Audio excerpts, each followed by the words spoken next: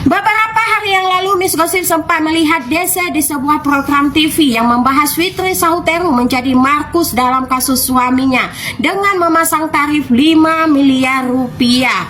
Karena Fitri Sahuteru gagal dalam kasus tersebut, alhasil Fitri Sahuteru terjerat hutang 2,5 miliar dan sampai saat ini belum diselesaikan dengan Dese. Yang menjadi pertanyaannya, jika kasus suami Dese saja Fitri Sahuteru bisa memasang tarif 5 miliar rupiah, bagaimana dengan kasus Nikita Mirzani ini? Berapa miliarkah keuntungan Fitri Sahuteru dalam memarkuskan kasus Nikita Mirzani ini melalui Dr. Reza Gladys?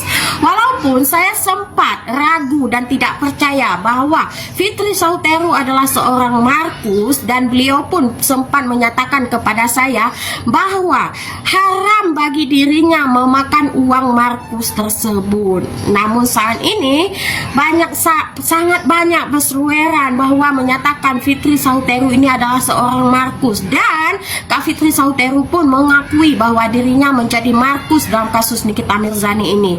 Bagaimana ini konsepnya, Kak? Blunder kah atau gimana? Bingung. Waduh. Wadidaw, meledak nggak tuh?